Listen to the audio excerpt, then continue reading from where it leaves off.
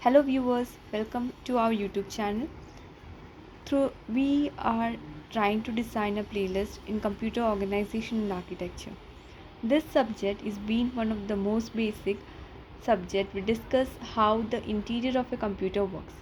It includes or it will include all your doubts. It will help you understand how the components inside the system is arranged and how they talk among each other to give an output which we see around us.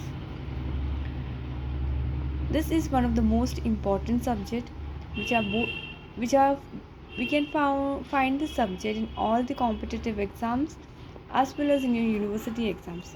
So through this playlist we are trying to give you a more approachable or easy to understand way of learning computer organization and architecture. Our playlist will include the following contents.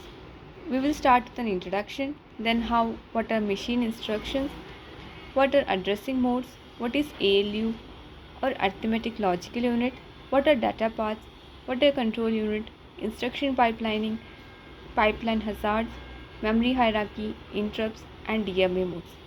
This is one this will be the flow of our learning. If you find or want to include any more topics which you find to study or which you find to be difficult, please let us know and please drop your comments wherever required.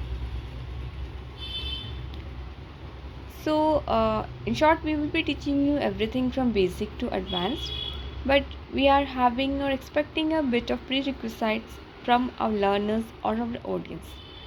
First is the digital logic, like number system, Boolean algebra, what are logic gates, what are flip flops, what are registers, then the combination and sequential circuits, how they are different, what's the difference between a combination and sequential circuit, then a basics of C language, then some data representation like integers, floating point, characters, what is ASCII code, what is Unicode, how they are different, then basic concepts of OS. But you are not required to learn a very advanced way approach.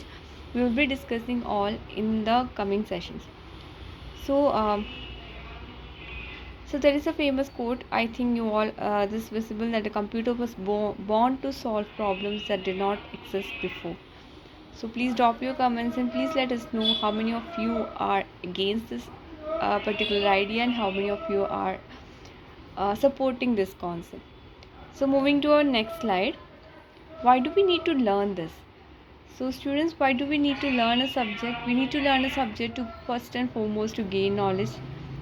Secondly, if you are learning in a university basis, you are learning it for a degree. Or if you are learning for a competitive exam, definitely you are learning to crack that exam. So our objectives or our need to learn the subject may be different, but overall, in short, you need to learn what the subject is.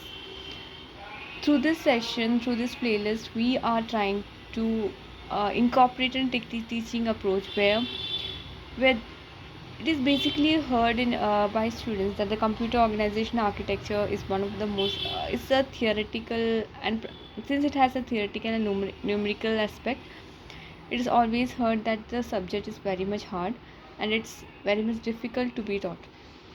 So through this playlist or series of videos in our playlist, we are trying to make it as simple as possible. So our main objectives of why do you want to learn this, as per our understanding, is to know, to get knowledge, have a strong foundation even for interviews. It's helpful even for your future. So if you are a CS grad, you will be requiring this knowledge till till you are in the same field on the domain. So it's very important to know a subject, especially the computer system and architecture, because it's one of the most important subject. You will be finding it in very different forms, even in the advanced technologies which are emerging right now. You can, if you are strong at the particular subject, you will be able to understand even those emerging technologies at uh, at its best. So you can even prepare for exams like GATE, ISRO, PSU exams, or even if you are going for research, the subject will be the foundation. Then So they are so first of all, computers are incredibly fast, accurate, and stupid. So human beings are incredibly slow, inaccurate, and brilliant. And according to Albert Einstein, together they are powerful beyond imagination. And this subject gives the power to imagine, directs you, it guides you to where you should imagine and what you should imagine.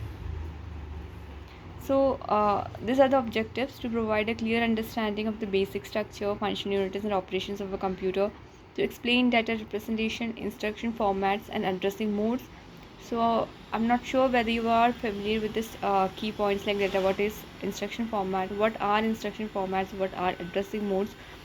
Or what you can see that to impart knowledge on CPU organization, ALU operations, control unit design, instruction cycle execution, or to familiarize with the memory hierarchy. So there is something called memory hierarchy. We have all familiar with the RAM, ROM, but there are many things apart, like what is cache, what is main memory, what is virtual memory, secondary storage. Yeah, we will be learning everything on the go. So to study, so our next objective is to study input output organization. What is interrupt? What is pipelining? What is parallelism? Risk architectures? Then how do we evaluate the performance of the system? Next, what we are expecting through this series or through this adventure, what we will be expecting at the end of this journey. First and foremost is we expect our students to explain the functions of a computer and its interaction, apply its knowledge to number systems, data representation, and problem solving, analyze the instruction formats, addressing modes, instruction execution cycle, demonstrate, understand a CPU organization, ALU, then evaluate the memory hierarchy, illustrate the input output organization, interrupt mechanisms, compare different architectures, and access the. This is something basic, but overall, we require our students to learn, understand, and compress the knowledge and use it wherever it's required. So, being a provider of the knowledge, I intend my students to learn more, to understand the subject rather than just grabbing them by heart. So, there is a beautiful quote by Ralph Jansen. What is it? Before software should be reusable, it should be usable. So, and to be usable, we need to understand what we are preparing.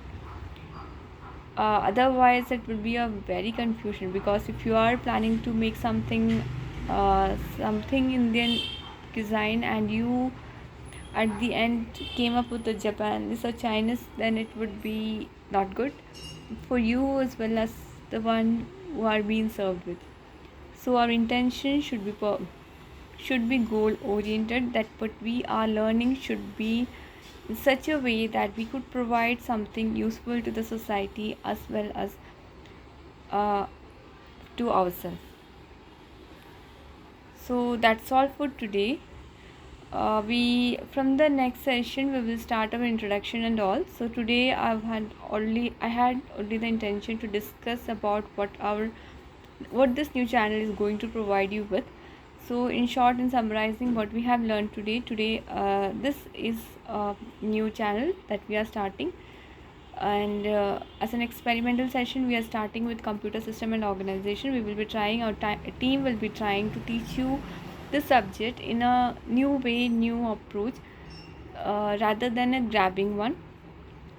We expect our students, we as a team expect our students to be not just what we say the knowledge acceptors. We want our students to think beyond, to critically think beyond and do good for the society through their knowledge.